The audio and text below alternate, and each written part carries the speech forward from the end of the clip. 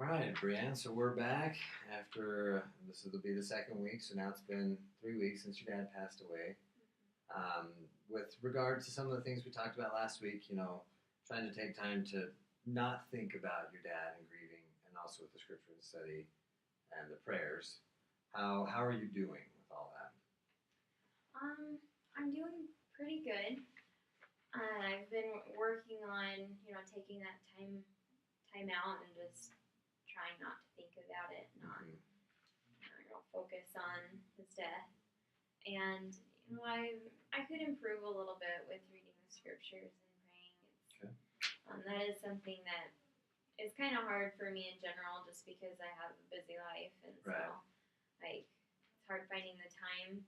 But I have done it, 3 times this week, Okay. which I usually do it about once. So So it was an improvement, yeah, for me definitely. And I tried to, wake up and read my scriptures and just try to remember.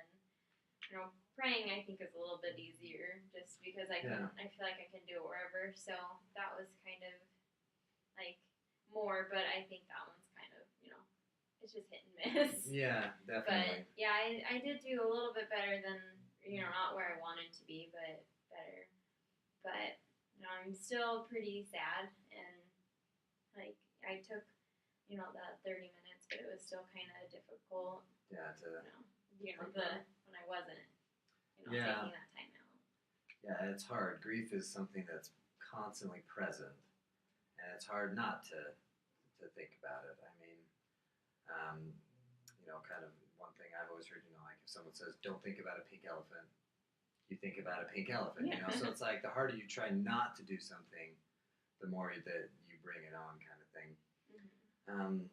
So I think if I can make a suggestion, one thing I think that might be better for you, instead of taking 30 minutes to not think about your grief, I think it might be better to say, I'm going to take 30 minutes to think about something else, Mm-hmm.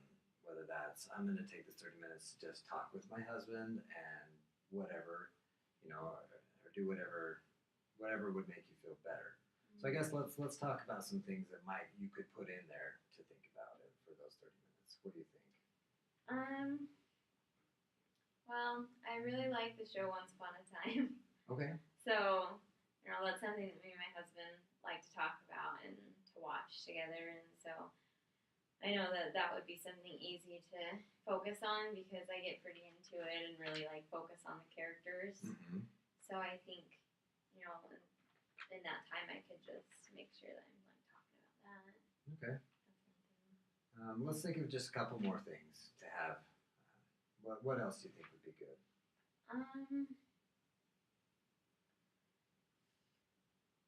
I talk all the time, but it's hard to think of it when you're put on the spot, I guess. But I guess I could just talk about, my day, and just, tell more information rather than, I went to work, I did this, but more like what I talked about with people, a conversation that I had, and that. And I know my husband really likes to talk about politics, so I guess that would get me interested, because I don't know a lot about it. Okay. Yeah, for some people that would be a stressor, but it sounds like if that works for you, that we works. have the same opinions all the time, Gotcha. So it's always good. All right. So I'll keep a list here, and after when you go home, you can take this list with you, and just some things that when you have that moment where you're just going to take time to think about something else, that you have these in your back pocket. Mm-hmm. Kind of another thing I wanted to talk about is grief. Like I said, it's something that's constantly present, and it's hard. There's no other way to describe it. It's hard. You're going to think about it. It's going to be sad, and it will be hard. And one way that I like to visualize it is, walking. Imagine, you're walking through life. You're on the path of life, okay? And you're walking, and you get to this kind of like a bog, kind of swampy area, and you've got to walk through it. You get out there, and this is like grief. You're walking through the mud. It's up to your knees, and it's sucking your shoes off as you're stepping through it. And once you get into it, there's no point in turning back, because you're just going to have to go through it if you go back. So there's no choice but to just go forward with it. And it's it's hard. And if that happens to you, I mean, you get exhausted, physically exhausted, you're tired. And, sometimes you have to stop and take breaks. And, it's the same way going through grief. There's no way but through it. You just have to go through it. But it's important that you take time to take a break because it can be very exhausting. And I think some of these things can be a good break for you. But this is, going to be your specified 30 minutes a day where you're going to stop and think about it.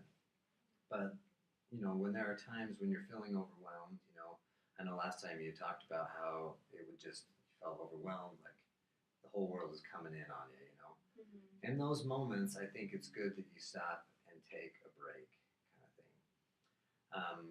So what I'd like to do is kind of just teach you something called mindfulness, where you can take a break from your grief, basically. So what it is, you're basically just, thoughts and feelings are going to come, and what you're going to do is you're going to stop and observe yourself in that moment, how you feel, what you think about, and it will give you a moment to kind of take a step back and make a choice. Do I want to allow the grief in, or am I going to redirect it and just go somewhere else with it? So let's do just a quick little exercise. I'm going to have you just close your eyes, put your feet flat on the floor, and what I want you to do is just pay attention to what you hear, what you smell, your senses. What are you feeling right now? Physically, what are you feeling? The chair, the floor, whatever it is. So we'll close our eyes. I'll close my eyes with you. We'll just take a second and then just tell me what the things are that you're feeling, okay? We'll go ahead and start.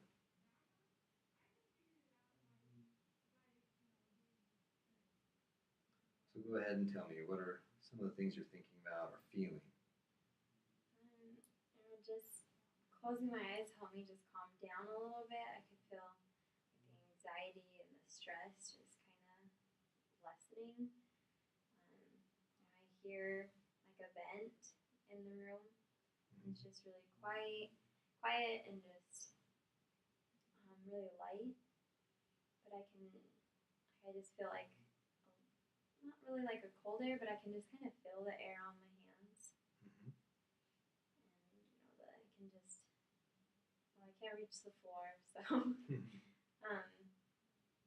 so I can feel it's there and I feel grounded, but I'm also like, I don't know, it's a little off. Okay. All right, perfect. So that was what we call grounding, and you basically just take a moment to take a step back and observe what's happening to you. So in that moments where you feel the grief just pouring in on you and you're just overwhelmed by sadness and grief, that's when I want you to stop, think about, well, how do I feel? What am I feeling right now? I feel the chair, my clothes, whatever it is, to kind of give yourself a mental break back from it, and then you can have that choice to say, am I going to just allow this grief to pass on, or am I going to let it in and dwell on it? And I think that will be kind of give you a break from the grief. And like I said, you have to go through it. You have to process grief, and that's okay. But I do think that that's something that'll kind of give you a break. Is that something you feel like would work for you or help you? Yeah, just in that moment, like I could really relax and I could really feel the stress just like leaving. And so I definitely think that would be helpful for me to do on my own. Okay. Yeah, and that's something that you can do anytime, anywhere, and it can help you. So we've talked a lot about what your grief is like and how it experiences for you. And again, I want to reiterate that your grief is normal. Sometimes we feel like, oh, I must be abnormal because I'm feeling this or that. Everybody grieves differently, and it's normal. However you do it is the right way to do it. Well, let's talk about how you feel when you're not grieving. What are some moments when you feel good and you're not upset and sad? Right now, when I'm feeling pretty good is when I'm at work. Just kind of takes me away from everything because I'm focused on what I'm doing there. Okay. And so I, within the last week and a half, I've been able to focus a little bit more there, and so I'm laughing more and joking with my coworkers and having conversations with them. Where when it first happened, and that other week and a half before, it was just I was really down and just unhappy. So when I'm at work and able to focus, I'm just happier and calmer and joking more, which is nice. So would you say that it's kind of the distraction of work, that you're there and you have something else to occupy your time, or is it more the people that you're with and actually what you're doing? I mean, it could be a combination of both Yeah, I too, you think know. it's a combination of both because I really like the people I work with. They are just really supportive and just always are wanting to talk to me and just, we're just really good friends at work. Yeah. And so I think that's helpful. And, I don't, I don't know if you can really love your job because I'm Right. just doing It's like a work. part-time Yeah. job. But, as much as you can love a job that's part-time and just kind of something you're trying to do to pay the bills. I think it's awesome, and I don't know. I clean, and I love cleaning because it's. I think that's part of it is that helps me like de-stress. That's Mm-hmm. one of the things I do when I'm stressed out, even at home or anything. So I think Okay. that's probably why it's like I have great coworkers and like I just like to clean. So I think Yeah. it's just like a whole big de-stressor there. So just now, when you were telling me about all this, how do you feel? It was great. Right? Yeah, it just kind of got me away for a second. Right, and that's I think that's really important. Grieving, man, it is so hard, and it's really important that you find things that you really enjoy and that kind of are a stress reliever for you, and really focus on those things at this point of your life. I think it's really important that you're focusing on those good things and taking as much of that in as you can. Because the more you think about your grief, the more it'll be at the forefront of your life. Yeah. But the more you think about these things, the people that you love, the things you love to do, those will be the forefront of your life. And that you'll be able to kind of manage that. Um, Something else, I keep thinking about that you had mentioned was that when you do feel good, you kind of feel guilty. That, like, I'm supposed to be mourning my dad. And that was something you talked about last week. We talked about taking that break that you didn't feel super comfortable with it because you feel kind of guilty. Um, Tell me some more about that. This week, how has that been? When you kind of do these things that you feel good about, has the guilt been there? Yeah. It's not as bad with work when I distract myself with that because that's something I have to do to manage my life. Mm-hmm. And so, that's kind of nice. But when I'm taking time out and just all that, I still do feel really guilty. I just feel like, I should have helped my dad more. Mm-hmm. And, I don't know if I'm not grieving and I'm not sad or feeling bad about it, then I'm supposed to. So, Yeah, like I 'cause feel we're like I'm supposed to be supposed to be sad. upset. Yeah, still that my dad's dead, but Mm-hmm. yeah, at the same time, like I have to move on. But then I feel guilt because Right. like I really shouldn't be happy. Yeah, no, and it's something I wanted to talk about last time. We didn't really have enough time to, but you kind of mentioned that you felt like you weren't there for your dad as much as you would have liked, according to kind of toward the end of his life. But I kind of wanted you to think if your dad were here in this moment and he was hearing you say that, what do you think he would say to you? Oh, I think he'd think I was crazy. Yeah. Yeah, because my dad loves me and knows that like I do everything I can to help. And so I know that him knowing that I'm feeling guilty, he would just tell me to stop and that Mm-hmm. I did enough and Do you believe that? Do you believe he would really say that and mean that? I do. It's still hard to accept it though. Sure. It's still hard to know that like that would be true, but I know that it would be. I know my dad. Like I know he doesn't want me to be sad.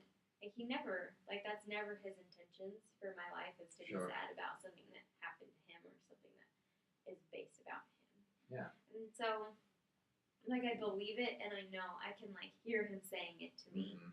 But at the same time it's so hard to accept it. Sure. And like I said, grieving is hard. Everything about it is hard. But I think it's important that you remember that anytime you're feeling guilty, to remember that your dad wouldn't want you to feel guilty. He would want you to know that you're loved, that he cared about you, and that you did what you needed to do, and that was enough. And I really think that remembering that will kind of help you with some of that guilt, so that you don't have to feel so guilty. So, something else, I guess I'd like to kind of go back to is, when you think about your dad, what are some of the things you think about? His personality. Mm-hmm. He's just a funny guy. He's always been like a hit with my friends, just joking with them. Everyone always wanted to come to my house to hang out with my dad, which is kind of weird. Yeah.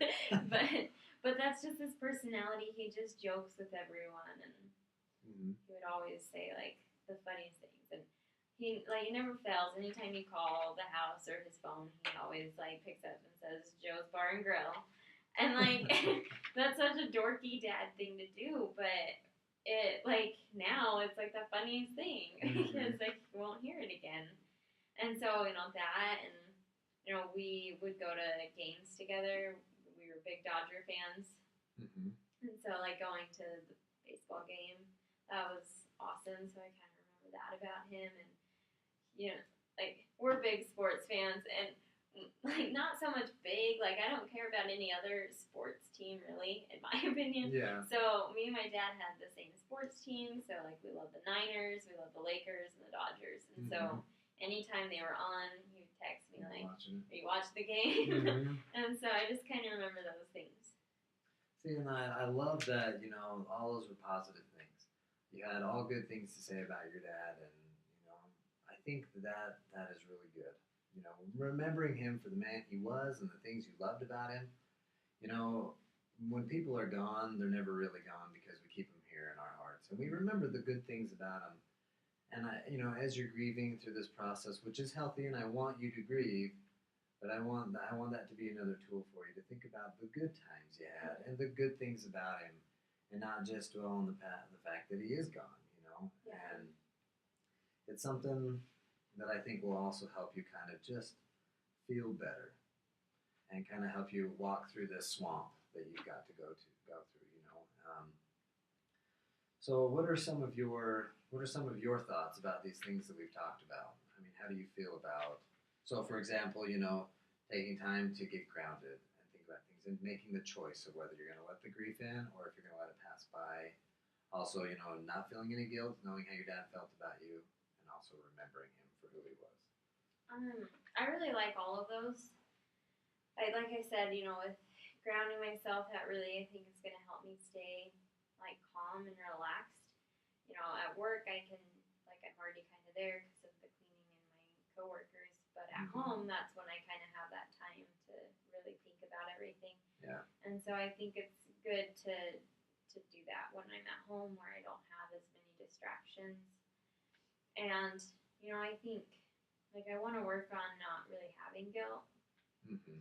And I'm not really sure how to do that. Okay. So you're still feeling that guilt of I wish I could have been there for the dad, even though he was totally fine with the way that you handled it. Well, one thing that I might suggest is having an opportunity to talk to your dad. Maybe taking a moment to just speak out loud, or even going to his graveside alone, or whatever it might be, and expressing your feelings. Letting him know that maybe you're sorry that you weren't there more than you would have liked, and just apologizing. How do you think that would go for you? I think that would work pretty well. I know it's awkward for some people to go and do that, but I think a lot of people go to their loved ones' graves and just talk to them, and I think that would help me not feel guilty because I'm sure I'll be able to feel him there.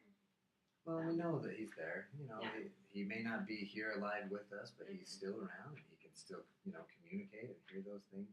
And I think it would be good for you to get that off your chest. Go and talk to him and just let him know how you feel. Mm-hmm. I think that's something we can work on. So kind of just to wrap up, last week, you said you were kind of at a 3. And I wanna kind of focus on these things. I want to focus on the positive. I don't know if you noticed, but that's kind of where we're getting at with all this. Focus on the good things. Focus on the positive, because there's still a lot of good things in life to enjoy and things that your father's left behind. So I think, I would like us to set a goal. If you're at a 3 this week, and you do these things, where would you like to be next week? With all of those, I feel like I could probably reach a 6 next week if I was consistent with it. 6? Okay. And like I said, I'll let you take this list home, so you have these things you can remember. Focus on the positive, and then next week we'll see where we're at with that 6. Okay. Sound good? Yeah. All right. Thanks.